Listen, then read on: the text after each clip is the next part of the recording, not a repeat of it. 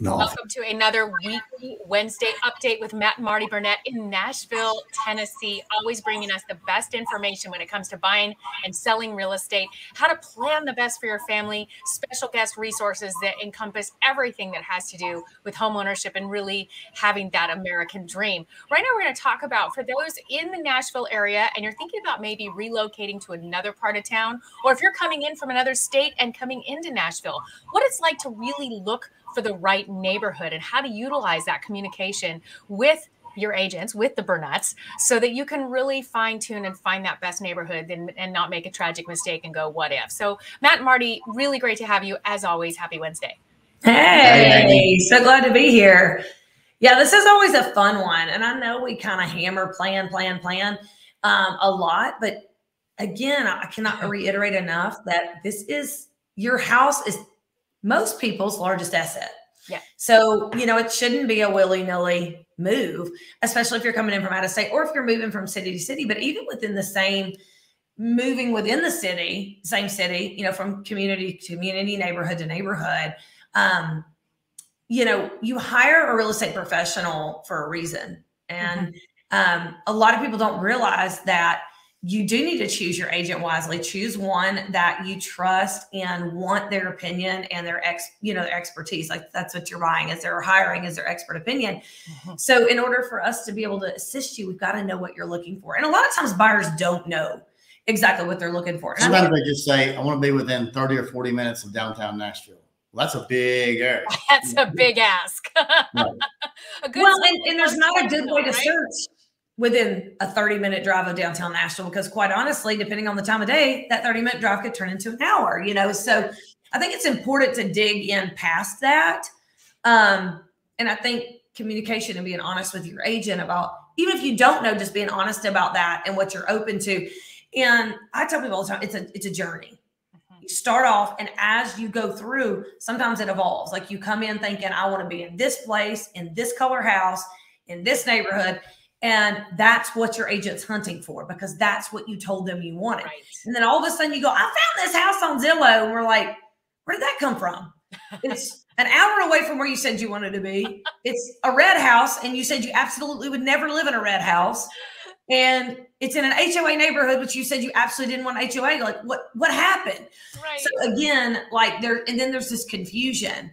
And so it happens all the time. So I love that you pointed out that a lot of people a lot of buyers, they don't even know what questions to ask. Like they're just like, find me a house. What are some of those questions that you realize you kind of have to feed them to know that these are the things they need to be looking for? Yeah. So like, do you want to live downtown in the suburbs, a little bit of land, or is shopping important, or school's important, or how close to your work's important? What else? What other amenities? You want to be close to a lake? Are you a lake person? You can be close to parks. What do you do outside of work every day? Kind of thing. Well, and for couples, I think it's huge, whether you're a married couple, an unmarried couple, even people that are dating, even if they're not going to live in the house, the girlfriend or boyfriend is weighing in on the girlfriend or boyfriend, and asking their opinions, which is fine. So there's always somebody that has an opinion that's going to be influential, whether it's a parent or a significant other or whatever that looks like. And when you're a couple buying a house, it's a journey. And I tell people, like, you don't know until you walk through homes with this other person. And when I'm like, oh my gosh, I love this. And they're gonna be like, you like that? What, you don't? And so there's like this whole learning the likes and dislikes. I think where people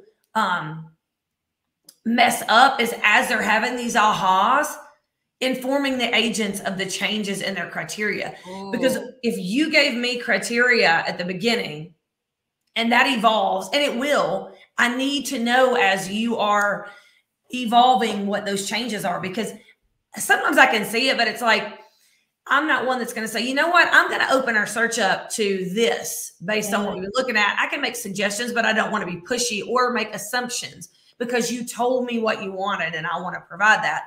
So I think it's just as you evolve in the process, communicating with your agent so that they can adjust and help you, because I'm not just sitting on the sidelines sending you searches. Like, I am actively looking for this property. And so I don't want to actively be looking for the wrong thing. Right.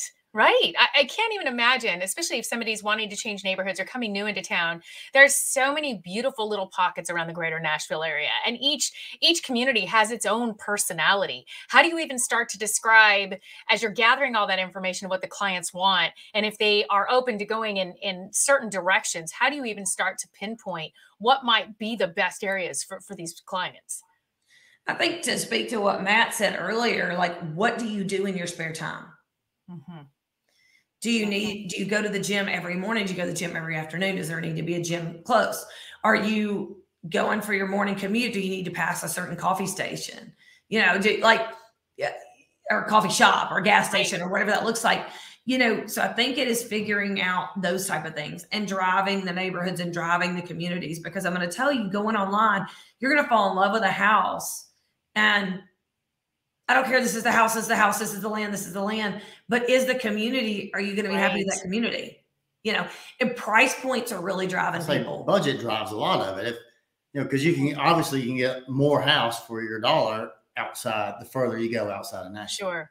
You know, so it depends on, there's a balance there. How close do I want to be to where I work? Or nowadays, some people don't care about being that close to downtown because they can work 3 days a week at home, as long as they have internet. Sure. So that we're seeing more people move out, further out, get a little bit more elbow room and more house for the money. Well, and again, it's, you know, to what you said, the further out you go, the more your money will bring you. So that's where you have to start deciphering your top three. What is non-negotiable? If that 2 acres is non-negotiable, then you're willing to give up maybe your location to get it, to stay. If your budget's non-negotiable, then, and I say that because some people say, some people, everybody does this. Well, we could spend up to $1 million, but we really want to stay around 700. And you know what they end up spending? $1.2 million. $1 million. $1.2 million. And you know what I'm looking for? 700. So nothing I'm bringing you like, because you're looking at $1.2 million and you told me 600. So again, it's okay to change your mind, but like you're trying to fool yourself and I guess your agent, but like without that information, and as this process evolves, if you're looking at stuff up to 1.2, I need to know that. Yep. I need to be looking up to 1.2 as well, because I'm not one that if you give me a budget of 600, I'm going to recommend you look at something at 1.2. Right. What I love about these conversations is you're really shining a light on the complexity of what you both do for your clients. I think there's a misconception out there with some of just, oh, you just go on the MLS, you find them a house, you hand them their keys, you handle some paperwork, and off you go. There is so many deep components to what you have to do to really give that best service and help clients find the best property. And I'm so glad that we have these discussions, because it is very eye-opening. And I don't think that potential homeowners always understand that this is what they should be leaning on you for. This is what they should be coming to you with, and really having those healthy communications of everything, or else how are you supposed to help them? I also love that you brought up driving the neighborhood. What are some suggestions? Like, should they drive all during peak traffic as well as weekends? What are some things they should be looking for instead of just one particular time of day? I think all times of day. Try driving from that neighborhood to wherever your work is in the morning and afternoon, or right around at night. The exact commute time that you would have. Right. What does, how busy is it on a Saturday, over there, we're in that area, or the restaurants or the shopping, or, how busy is it? When school lets out, is the neighborhood quiet? Is it, is it, and I think and I always tell people, and this is going to sound silly, but I tell people, drive from that neighborhood or that community and stop by the local where you would fill up with gas every day. Mm-hmm. What does your morning routine look like? What does your afternoon routine look like? Yes. When you're going in and out of that gas station or that coffee shop or that small drugstore or grocery store, do you feel comfortable there? Are these your people? And I think it's a feel you get, and you can only get it by performing those tasks. Because once you bought the house and you start performing those tasks, and then realize that you're just not digging the vibe of this local coffee shop or that local grocery store, I mean, it's kind of too late at that point, Yes, you can resell and we can move you again. And we are totally happy to do that. But from a pocketbook standpoint, probably not your biggest choice.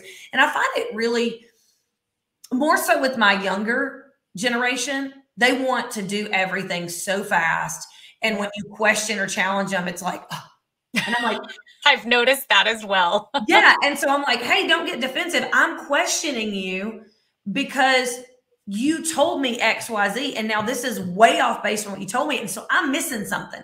So these questions are coming from a place of, hey, I'm off here. You've taken a left turn and I kept going straight. Like, so I think, and they, you know, trying to, I know we're all so busy. We are crazy busy. I mean, you're talking to two people with 3 kids, multiple businesses, and, you know, we're crazy busy.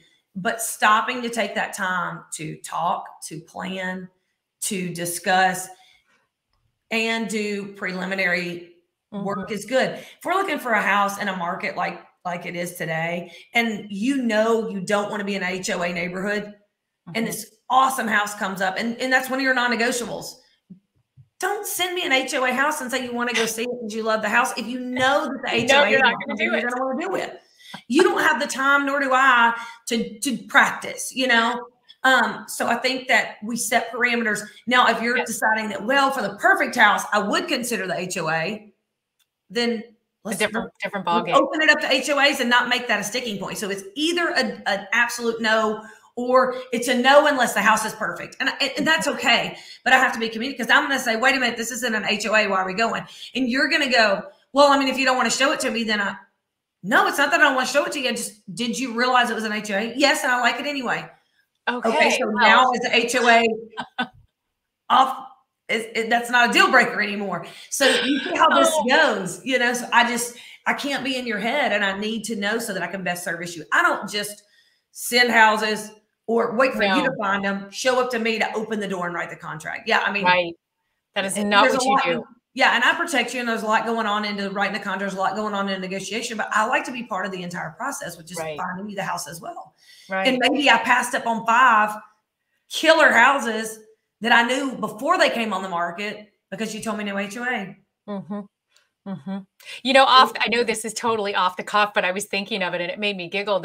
During the holiday season, we have there's 2 or 3 neighborhoods here in the San Diego area that go all out for Christmas, the entire neighborhood. And it's like a 2-hour wait to get in there and do the drive-through, and they're selling hot cocoa and you can't get through there. And I realized, what do they have to disclose for this neighborhood if you were wanting to buy a home there, knowing this is what it's like at Christmas time? There's going to be 30 days. You plan a Christmas party, and all of a sudden your guests can't get to your house. Your guests can't get to your house. You can't get in and out to get your kids to soccer practice. Or, I mean, it is literally gridlock. The delivery trucks couldn't get in. How do you advise that ahead of time? And what do you say as the real estate agent to somebody, especially with a high traffic holiday area?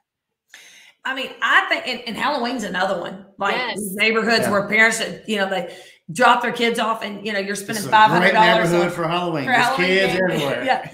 I think looking online, you know, if they have community Facebook pages, a lot of times you can't get into those. And there can be stuff in there that you really don't want to be part of or hear about. But if you know somebody who knows somebody that lives in that neighborhood, it's always good to say, hey, what are the goods and bads about this neighborhood living there since you live there?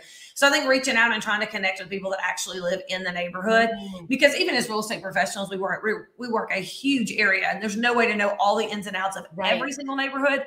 But if you really zone in on a particular community or neighborhood, we will always know somebody who knows somebody who lives in there. And so I think those are important things to think about and research, especially in communities, you know, that are tight-knit, close together, that do have some of these things that go on. I mean, like I said, Halloween, Thanksgiving, all those kind of things where it gets gridlock in the neighborhood because of something that's going on. Also, you can talk with the HOA and say, you know, what events does the community have, or do they host that we should be aware of? You know, I think it's a great point, especially if they have common areas that are shared, or you know, like clubhouses that you can rent. You might talk to the HOA management company to find out what that looks like. How hard is it to get them? How far in advance? You may think, oh my God, this has a great, you know, community center, and we can rent that out for a family reunion, or we can rent that out for this or that. Like, and it's booked for 2 years in advance. You're solid. Like, you would just need to know those things. So I always encourage people, to call directly, not me as an agent call for you, because then there's a middleman. I may not know all the questions that you want to ask. Yeah. Pick up the phone and call that HOA management company. Get all the information you want right from the horse's mouth, because I think that's huge. If you know, if you're planning on using the community amenities, to know what the availability for those are and how to plan to be able to use them. So I think that's a great question, actually. Such valuable information that people, when you're saying in a hurry, don't ask these questions, get into a new house, and then a year later, they're like, uh-oh. And we want families to be happy and be in the home and love it and live it and have it be the sanctuary. And a lot of times, again, we always talk about the planning ahead of time. Planning. You plan these things. Oh my gosh, the difference it can make in really knowing where you're moving to, and that this was well thought out, like you said, where your gas station is, where your favorite coffee shop is, what your commute's going to look like, what the neighborhood has to offer, what the families around it are like. Is this really where you see yourself? And the real estate professional is such an integral part of helping homeowners with this. You call Matt and Marty. They will help you. This is what they do. Call them. And if you're going to another area, they have resources and friends and colleagues in other areas outside of Nashville that could help you. So we always advise that. And what a fun conversation. It really is something when you think about picking a neighborhood, isn't it? Oh, it is for sure. And people do get focused on the pretty pictures, and you find the house online. Like, those pictures are designed to be pretty on purpose, right. You know? So, you know, once you don't want buyer's remorse, you know, right. You don't want to jump into that relationship and then realize 6 months down the road right. that it wasn't what it was all cut out to be. And you love the house, but you hate the area or the neighborhood because you jumped in so quick. And, you know, getting out of a house is a little more difficult than getting out of a relationship. It's true. We'd rather go through all those pros and cons ahead of time. I love it. Oh my gosh, you guys are amazing. And you've got special treat for us coming up next week, a surprise location, a lot of stuff going on you're going to tell us about. But let me tell you, anybody watching this, do not miss next week. It is going to be so much fun. You're going to want to see where they're at. It's a big surprise and announcement coming. Thank you, guys. You got a full week ahead of you. Thanks again for joining us always on Wednesday. Thanks Amy. See you next week. Can't wait.